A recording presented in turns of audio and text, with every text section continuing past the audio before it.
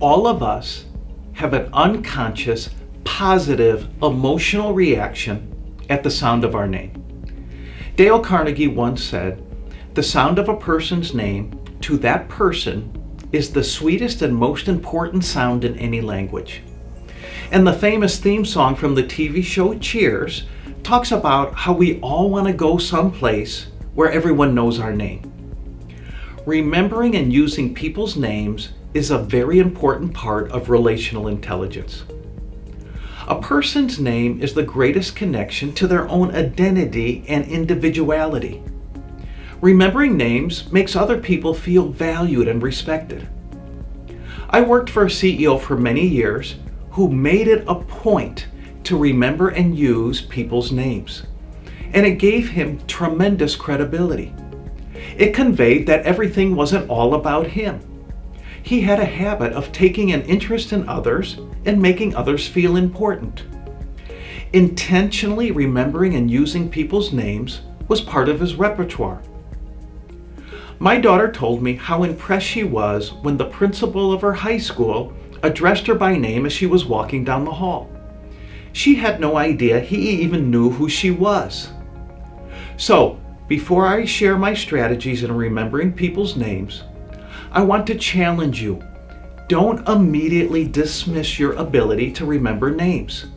So many people say, "Oh, I have a bad memory," or "I'm terrible at remembering names." Your mind is amazing. You can sing every word to a song that you haven't heard in 15 years when it comes on the radio. People who are good at remembering names don't have a better memory, they have a game plan. In this video, I'm going to share with you 5 simple strategies to remember people's names. Hello, I'm Del Gilbert, and this is another Accelerating Excellence Insight. The first strategy in remembering people's names is concentration. When you first meet somebody, concentrate when they tell you their name.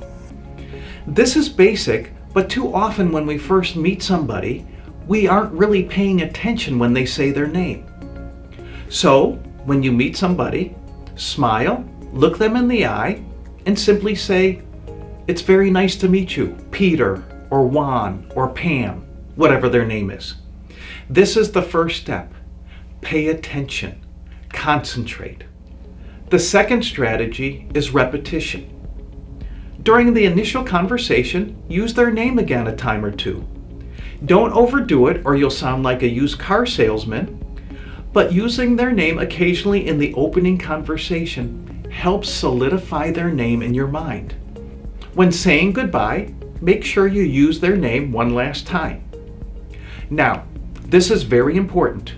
Once you leave that conversation, you only have about a 7-second window to solidify their name in your mind. So you need to somehow capture it in short order before you forget. It's not going to be very effective simply by walking away repeating their name to yourself. So the third strategy is association. Now, this is a fairly common strategy. Association is connecting somebody's name with another person or thing. Let's say you have a friend named Donna.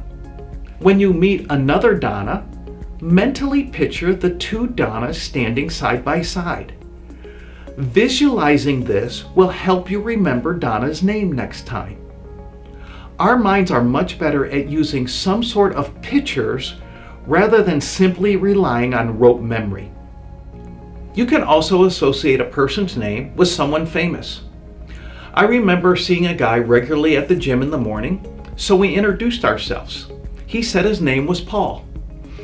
Paul is about my age and had a full head of hair, so I thought to myself, Paul McCartney, Mop Top. Now, if you're a little young for this, Paul McCartney was part of the Beatles, and Mop Tops was a nickname for the Beatles. I actually saw Paul at a Starbucks about 3 months ago. I hadn't seen him in about 10 years, and I remembered his name. I don't have an especially good memory. I have a strategy. An association is not limited to just a person. You could link the association to an object, like Dell Computer for my name. A fourth strategy in remembering names is alliteration. Think of a word that describes the person that starts with the same letter as their name, like Peppy Pam or Shy Steve. My wife likes Dunkin' Donuts iced tea, so frequently on my way home I'll stop and pick up one for her. After seeing the same Dunkin' Donuts employee repeatedly, I once asked her what her name was. She said her name was Sherry. As I was walking to the car, I was thinking, how can I remember her name? I knew I only had a short window of opportunity to capture it. Because I asked her name as she was handing me the iced tea, I simply thought to myself, sharing Sherry. I know it's silly, but it's effective. A fifth strategy in remembering people's names is visualization. Years ago, when I worked within an organization, I saw a new employee in the cafeteria a few days in a row. So I introduced myself and welcomed her to the organization. I wanted to make sure when I saw her again, I would remember her name. She told me her name was Lois. Now to me, this was easy. This was a layup. Who's the most famous Lois you know? Lois Lane. So I just pictured for about 3 seconds Lois flying on the back of Superman. I know it's silly, I know it's goofy, but it's effective. And it was very easy to remember her name the next time I saw her.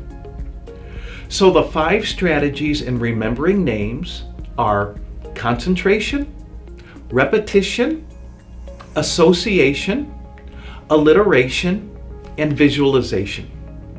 A few months ago, someone came up and introduced themselves to me. They said they had been at one of my speaking engagements, and I asked him what his name was. He said his name was Tim. Now, Tim is about 6'5" and very skinny. As he was walking away, I wanted to capture his name in case I ever ran into him again. Because he's so tall and thin, I thought to myself, timber, like a tall tree falling in the woods. Again, I know it's silly, but it's fun, and most importantly, it works. I don't know if I'll ever see Tim again, but if I do, I'm ready to surprise him by calling him by his name. I'm Del Gilbert, and this is another Accelerating Excellence Insight.